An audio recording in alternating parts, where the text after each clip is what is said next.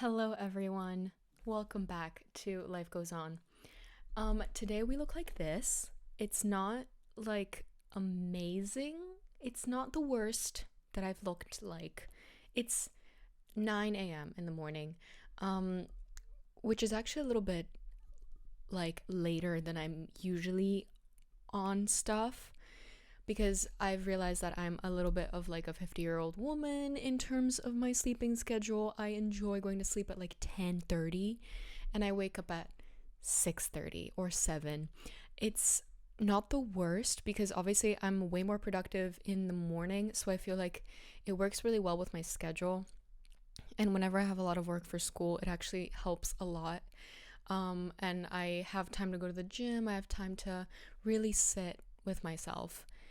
Sometimes that's a good thing, sometimes that's a bad thing.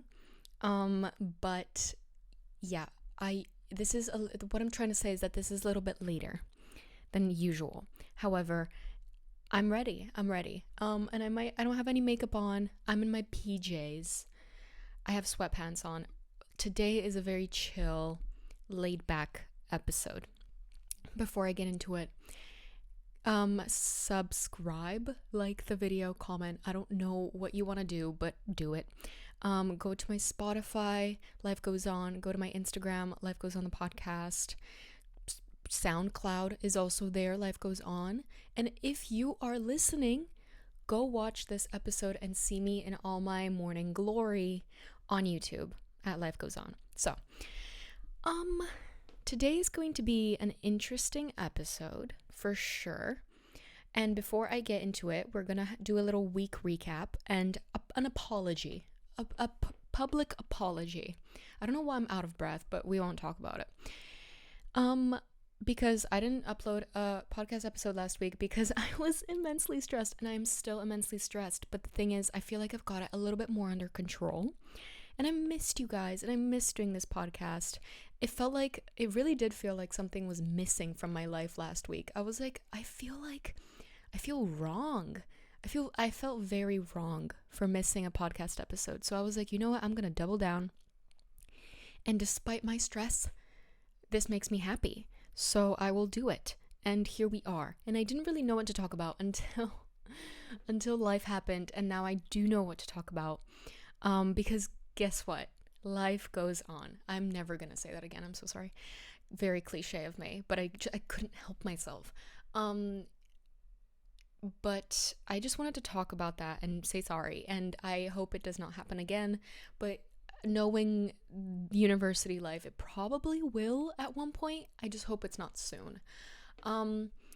Also, it's a Bulgarian holiday, which is hilarious that I'm talking about this now because it was literally on the 1st of March and now it's the 22nd. But it's called Baba Marta, and like you put on this bracelet with there's a whole story behind it. Do I know the story in its entirety? Not at all. But I feel like that's fine. We don't need to know. You don't need to know. Well, you do. You can search it up. But basically on the 1st of March, I get this bracelet. It's like white and red. I forgot colors for a minute. And you wear this bracelet until you see a stork. And then you take off the bracelet and put it on a blossoming tree. I'm pretty sure either a fruit tree or a blossoming tree, whatever that is. But it's a very little spring tradition we have going on. As you can see, I have not yet seen a stork because I'm in the north of the Netherlands. Like, I don't know when I'm gonna see a stork. This might be on my wrist for a very long time. We shall see. And I also have a little decoration here for my mom as well. Very cute. Very fluffy and cute. It's like these two little people, because it's the story between a woman and a man. Very inclusive. But, it's very cute. I think it's a cute tradition. Like, it's been there, so I might as well follow it, even though I don't know it that well. I think I should do some research, and I'll come back to you. So what happened this week? I had my 1-year anniversary with my boyfriend. Love. We went to a museum. We watched rugby. Ireland won. Everybody give a round of applause. I mean, did we know this was going to happen? Yes, because it's Ireland and because I have a bias towards Ireland, so obviously it had to win. Um, and we also watched Formula One. We watched these two, the game and the race. We watched them at this Irish pub called the Dog's Bullocks. Love that place. They have a huge TV and they have the best burgers ever. I had a burger that was called the Englishman. Um, and it was like brioche bun, burger, beef, and then it had like blue Stilton cheese, cranberry jam, lettuce, tomato. I was into it. And then there were also curly fries. But the thing is, I had a lot of curly fries the day before and I felt very sick. So I was like, you know what? I'm going to get plain old dipper fries. They were like kind of like this, like a, I don't know. They were like almost a long cup. I don't know how to explain it. But I got those and they were delicious and they have the best mayo ever, and I was living my best life at that pub. Perez won. He got first place in the race. Max went from like 16th to 2nd, which honestly, are we surprised? Like, no. Like, he's done it before, he'll do it again. Alonso though, that's what I wanted to talk about last week that I couldn't. Alonso has been slaying the game. He has been doing so good and I'm so happy for him. Like, Alonso is such an icon and it's so nice to see him like get podiums and like be his strong race self again. I feel like he has a really strong car and he's busting that baby out. Like, he is using every inch of that car to his advantage and he has just been a king, because guess what, I'm bored. Like, I love Max and Red Bull is my favorite team because, you know, the Dutch in me loves Max. He can be a little bit of a bitch sometimes, but Max is Max. He's a great driver, and he has so much potential and he is a nice guy. Like, he can get a little cocky and a little arrogant and a little annoying sometimes, but he's a great guy. He's a good driver. And I like Red Bull, so whatever. But it gets boring. Like, it just gets boring when the same guy wins every single race. It happened with Hamilton, though I didn't join when Hamilton was winning everything. I joined when Max started winning everything. But I can feel that was also the case with Lewis, where he was always winning. And at one point, it just gets boring because you're like, yeah, okay, he won. Like, it, because sometimes there's not even a competition. Like, he gets first in qualifying and then he just is first throughout the entire race. And then at one point you're like, okay, well, good for you, but I want some more competition. I want everybody's car to be really good so that you can actually see the driver in the car. Because, like, Red Bull's car is so amazing, and combine that with Verstappen's abilities and skill, like, obviously you're gonna get a number one driver. I just wish that it was more of a competition, because then it's more interesting. Because then at one point during the race, it's like 2 hours that you're watching. It's like basically a movie, and you're just sitting there watching cars go vroom and knowing that the same cars are going to be in the same place. Kind of boring, but I'm happy Alonso is making that fun for me. For I don't know what Ferrari's doing, to be honest. I don't want to talk about that, but poor Leclerc. But yeah, so we did that, and we had a really, really good time. We went to my favorite Italian restaurant. Delicious. At that point, I was a little bit drunk, so the food was going into my mouth, and it was really yummy, but I don't think I was processing what was going on, but it was still delicious, and I was still happy. And to me, my version of, oh, I was drunk, was 3 glasses of wine and 2 cocktails. If you're lightweight, you know. If you're lightweight, you will understand that I was there, but not really. I was there physically and mostly spiritually, but mentally, I was a little bit in between realms, if you know what I mean. But I slept though. I slept real well. So yeah, that was really fun. And obviously yesterday I was kind of, because this actually connects to the topic that I'm going to talk about. I was very sad yesterday because, to be honest, it's like obviously difficult when your loved one lives 2 hours away, and when they leave and your room feels literally empty and you want to die. So that's really hilarious. I don't know if I can I say that word, like DIE, that word. I don't even know anymore. YouTube has really weird standards. It's just it's whatever. But yeah, other than that, I've been super busy, and I've watched. How can I for? How can I ever forget this? Thank God I have notes, but how could I forget this? I watched Cocaine Bear. Can I say that? What can I say? I watched Bear. So that was a spiritual experience. I don't think I'll ever watch a movie as good as that one. It was so stupid. But I think what I really loved about that movie was the fact that it was making fun of itself. It didn't try hard. It didn't try to be something it wasn't. It's a stupid movie, and it like embraced it. It was like, yeah, this is a dumb movie. This is a horrible movie with no, like, the only real event that they were referring to is the fact that a bear was drugged up. That was literally the only thing that was kind of accurate in that story. Probably everything else is completely made up and fabricated. But the thing is, it was funny. It wasn't trying to be a horror movie or like some crazy movie like Godzilla or something. It was like, this is a dumb movie. We're doing this for a cash grab because it sounds crazy and people are gonna watch it, so we're gonna give you dumb movie. And I love it. I love coming in with expectations that are met. Whether or not those expectations are for a really good movie or a really shite movie, they were met. And I'm happy. And it was good. And I recommend everyone watch it because it's absolutely the most horrible movie I've ever seen in the best way possible. Okay. We're going to start.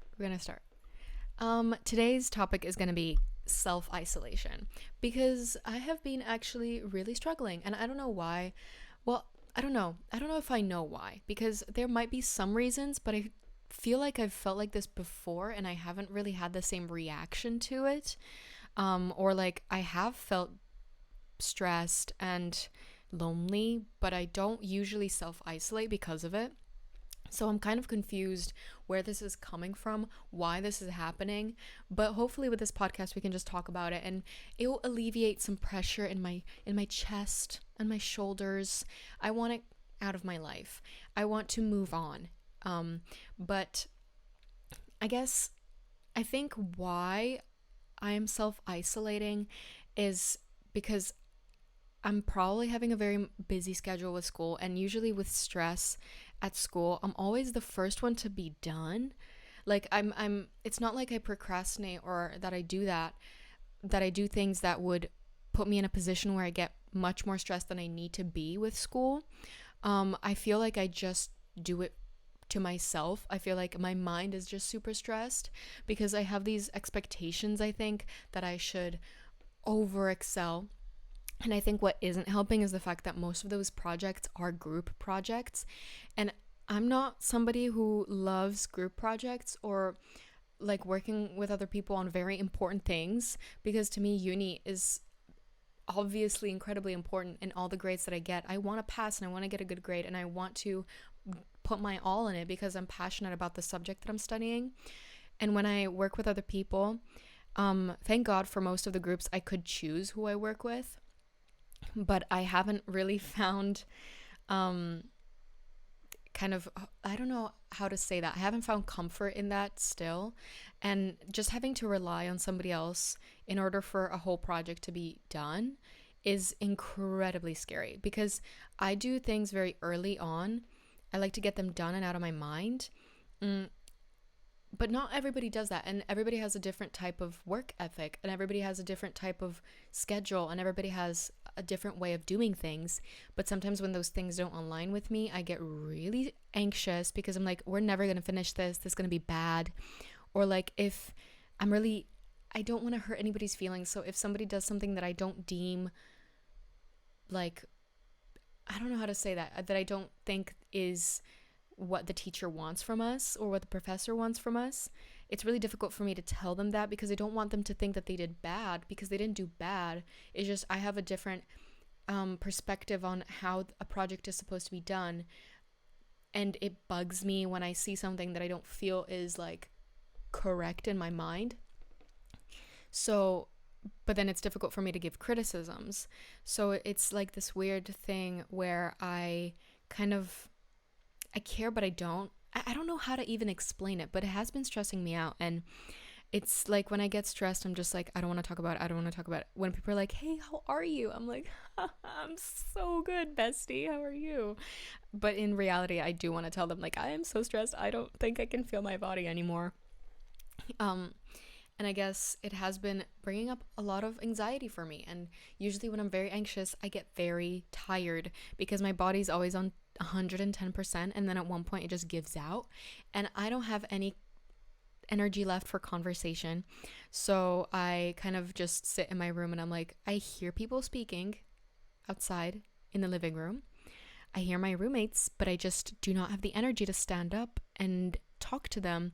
And it really sucks, because I want to talk to people, and I love I love the people I live with, and I love the people that are around me at school, and I love my friends. I just feel like I don't have any energy to have a conversation with them.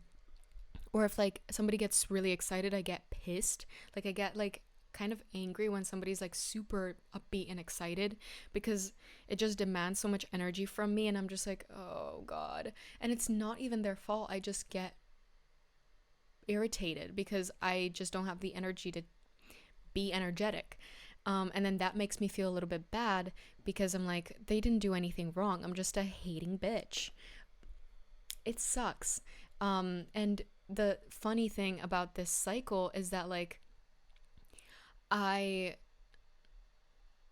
become distant with people, and then people think I don't want to talk to them, and then they become distant from me, and then I'm like, oh no, they're distant, so I should probably not talk to them because they don't want to talk to me. And then it's just this reoccurring cycle. Or even worse, you're self-isolating, and then you don't talk to anybody, and then you're even more isolated. It just brings up so many cycles, and that's why I want to nip it in the bud, because I don't want it to get worse, because that's what's going to happen if I just let it happen. If I just let myself not talk to anybody, if I just let myself be antisocial.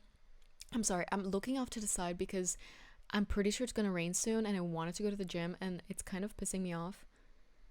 We're not going to talk about it. It's literally spring, but it doesn't feel like spring. What is wrong with Dutch weather? I mean, this is a question I've been asking myself for like 13 years maybe. So I can't answer it for you. But it's really annoying because it's March 22nd. A month ago it was snowing. So what are we even doing? Why are we doing this? I just want warmth and sun. Can I have some sun? Anyways, speaking of, I feel like it's also the changing seasons.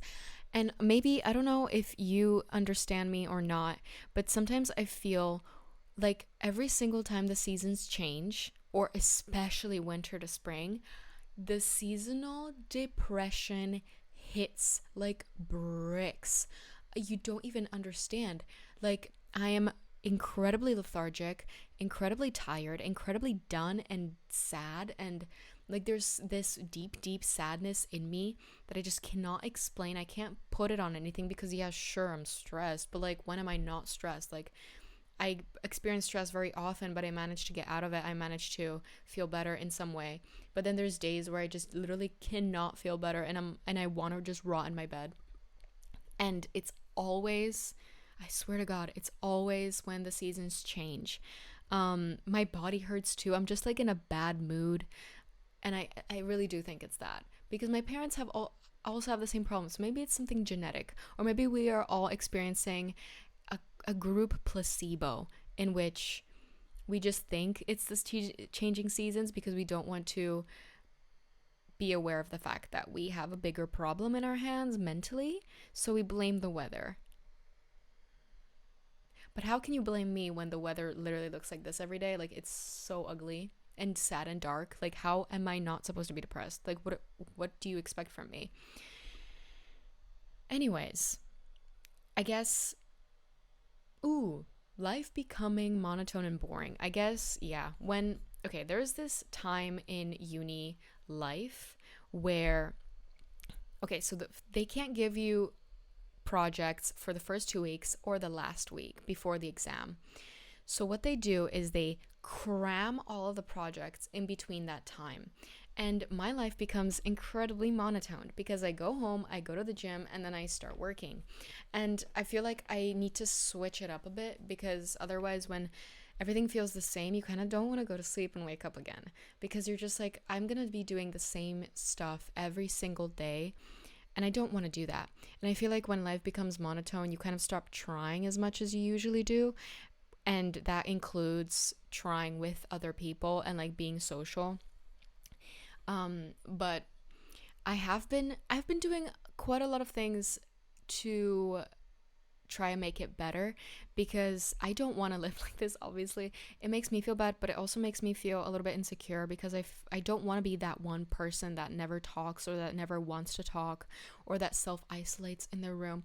I don't want to be that person. I'm I would consider myself a pretty fun person when I'm in a good mood or like when the weather is right and the elements and the planets are in the right place. I would consider myself a fun person. Um, but sometimes, we all have horrible bad days and we can't be fun people. So I have been a little bit insecure about people thinking like, Jesus, what is her deal? Like, why does she not want to talk to us? Why is she so isolated and like antisocial? And it's like, I'm not antisocial. I love talking to people, which is why this hurts so much, which is why I want to change it, because I love like communicating with people and connecting with people. It just so happens that I have no energy for at the moment. But I have been trying to make it better, and these things kind of help. I try to go to like places with people that isn't too much. Like I would say, I've been going to bars with like live music. So if you don't really want to talk, you can just listen to the music, or just kind of have a nice drink and settle down and sit down, and then you don't have that much energy expenditure because I feel like if you go out to parties or clubs, you have to be dancing, you have to be moving all the time, and I'm just not in that vibe when I'm tired, obviously. So I like to have a drink, sitting down in a nice bar, pub, whatever it is, and kind of listening to some live music, and then it's a little bit more chill, and then I can actually have a conversation with people. Coffee is always a good idea. First of all, energy from coffee could never go wrong. I need to stop drinking that much coffee, but we're not going to talk about that right now. Um, Also, just like having something to look forward to, but it's not that big of a deal. I feel like coffee is very low maintenance activity with somebody, but you still have the time and the energy to catch up with them and make sure that you're not losing your friends one by one. Or dinner or something like that. Because during dinner, you can start eating and you don't have to have that much of a conversation. I have had it all figured out. Um, Definitely having my boyfriend around helps. He's that like, I don't know how to explain it, but with my boyfriend it's just so easy, and it doesn't feel like energy that I need to give out to talk to him or to spend time with him. If I'm in a bad mood, then it's like, oh, or like if I don't have the energy, then it's like, oh, we can just watch a show and cuddle, or do you want to talk about it? Or just having his presence there is incredibly therapeutic. So it definitely helps that he's there, and like I can always text him or just send him updates about my day, and it's just one way to like still be social with somebody. um and it kind of is that comfort of they will be there when I need them. The same thing applies to my parents. I can call my mom or my dad and I know that they'll always be there, and even if I don't talk to them for a while, like they're still my parents. I'm very grateful for the fact that I have a very comforting and safe relationship with them and stable relationship with them, that I know that like unconditionally they will always be there for me. it's it helps a lot with like social anxiety, where it's like I don't they're not going to leave. They're not going to abandon me because I trust them, because they've never done that no matter what. So it's a very good feeling. So I definitely talk to my mom a lot. Maybe I don't tell her how I feel, but it's still nice to talk to her about my day and to hear about her day and like updates in the household. Apparently, a lot of people have COVID where they are, and that's really weird because I haven't heard anything about COVID here. Maybe people just don't test themselves, but at this point, I'm pretty sure I'm immune to COVID. Knock on wood. Never fucking had it. I don't know what COVID. I don't know. I don't know how I've never had it.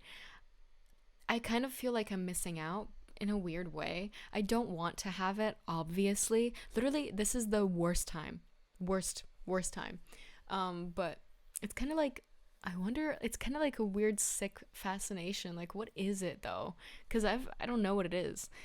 Well, I do know what it is, but I don't know how it feels to have it. What is what I meant? Like, what is COVID, guys? 3 years later. Um, Texting people is always a good idea because if you don't want to do all that physical work of socializing, you can always text, which is why I like texting sometimes. Snapchat, absolute godsend. Snapchat is an absolute godsend. You can literally just take a photo of something random and put some text over it, and boom, you have a conversation. It's gorgeous. It's amazing. I love Snapchat. I don't even I don't really use Instagram. I don't have TikTok. I don't really have a lot of social media. I use Snapchat very often. This podcast also helps. Not gonna lie, just talk. Even if I'm talking to a phone and a microphone, it's still conversation that I'm making with myself. But like I feel like there's also somebody there sometimes. On a rare occasion, there's somebody there. Um, Ooh, yes. I since I have like a little project that I'm doing with acting, I feel like I'm meeting a lot of cast members and talking to them about something we're all passionate about, which is way easier to get into than like a random conversation, you know? Like, how was your day? Like, no, like, how do you feel about this character? And you start going, and it's like super exciting. So I feel like that definitely is great that I'm having like a social circle because of that, and I'm kind of forced to be with them because we're shooting and we're rehearsing. Like we don't have a choice. We have to be with each other and talk to each other and communicate with each other. And I'm definitely feeling the social worth, the social value that that has. Um, I also have work, so I obviously need to talk to my colleagues or like clients or my boss or the guests that are there, and it's nice because it's like kind of superficial, but still you have somebody to talk to. Or like if the workday is going a little bit boring, or even if the workday is going really well, you have somebody to talk to about it that will understand you. Because my colleagues, they understand me like nobody else does. I mean, when you're working the same job, you kind of can complain about the same things, and that's where we bond. Also, if we get bomb ass food, we're gonna talk about the food.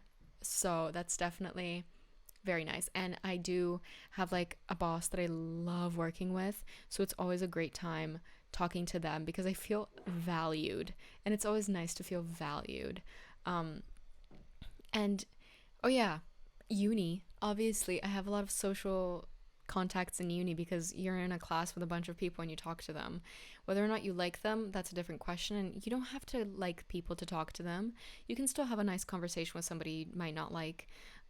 So that definitely helps. And obviously, my friend Chloe, I don't know if she listens to this podcast. It is okay if she does not. She is my rock. If I did not have Chloe in my life, I think I would be very, very, very lonely. If for those of you who don't know, Chloe is my university bestie. I spend literally every waking moment that I can with her. I go to her house after class, in between classes. We sit together in class. Like, she is my sister. Like, I just live with the girl at this point. Like, her house is my second home.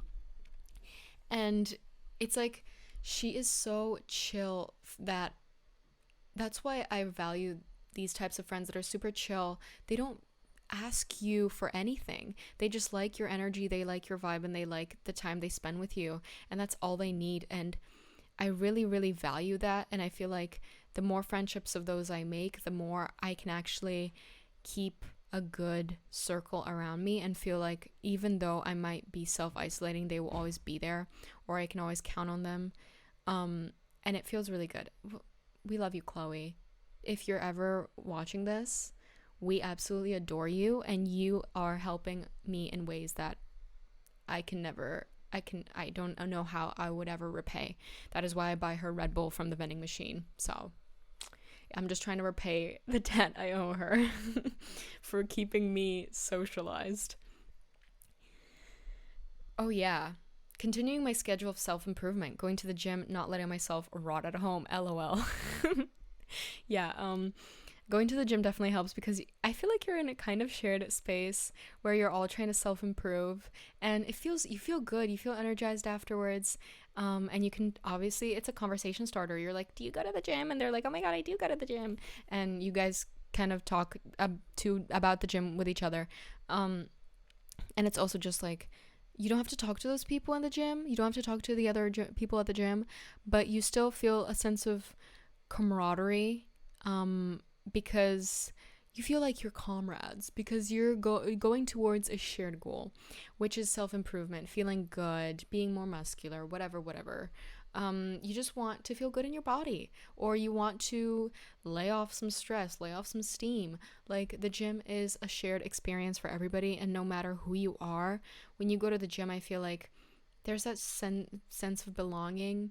I feel like there's nobody that can't go to, like, if you want to go to the gym, you're so welcome.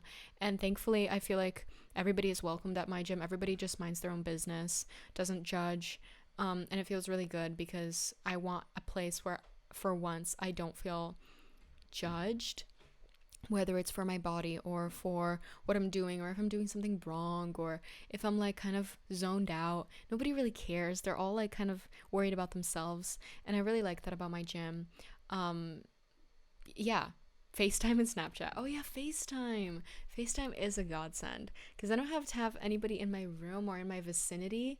But I do have them, like, talk to them, because while I like Snapchat and while I like texting to a certain extent, that extent ends at me having to type, and that's why I use voice memos a lot, because I don't want to be typing out a paragraph. I just like word vomiting, and I can't word vomit on a text. You have to make that concise and clear.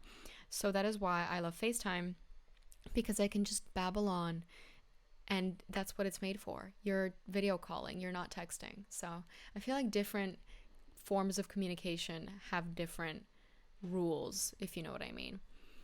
But at the end of the day, we all have moments of self-isolation, and it's really important to talk about it, and it's not something to be ashamed of, because it's not great for you. Obviously, it's not a good thing, but it's not something that you should blame yourself for, or something that you should be ashamed of, because shame just creates more of a problem. And I feel like the first step is noticing that we're doing it, because it makes it so much easier to take care of. Be like, okay, this is my problem. I'm noticing that this is a problem. What can I do to fix it? What's causing this problem? Like, these are the first steps, is realizing there's a problem, trying to find the cause, and then trying to find a solution, and then seeing if the solution works. And if it does, great, keep going with the solution. If it doesn't, cut the solution, try a new one. And that's, like, you don't have to fix it right away. Take your time. Everybody goes through this. I feel like I don't feel alone in that sense, at least, that I know that a lot of people go through self-isolation, and it's a really difficult thing to talk about, but you're never alone in that, and there's always somebody out there that will listen to you. Even if somebody doesn't understand, like, how it feels, there's always somebody that loves you and cares for you and wants to listen to you despite it. So just make sure that you have somebody to talk to, or even have somebody to connect with, so you don't feel as alone. And oh yeah, I feel like it's best to let your close friends and family know that it's not their fault if you're not really talking to them, that they didn't do anything wrong, that you still want to be, that you still love them, that you still want to be friends with them, but it's just the fact that you are having a really hard time, and it's really difficult to communicate or socialize. And if they love you, and if they understand, that they will understand and they will not hate you for it. However, you can't let it go on forever, because quite obviously nobody can live with that for too long. Nobody can baby you, nobody can fix your problem for you, and they're not like, it's not their job to take care of you in that way. It is your responsibility to make sure that you're getting better. But don't blame yourself and don't hate yourself for it. You're trying your best, just as everybody else is. So yeah, thank you so much for watching. I hope you enjoyed this episode. I hope you are a very socialized human being and you're not self-isolating. And I hope that I see you next time. Please, what did I want to say? See you next week. Have a good one. Have a good morning, afternoon, or evening, whenever you're listening to this podcast or watching this podcast. I love you all very much. Thank you for watching. Goodbye.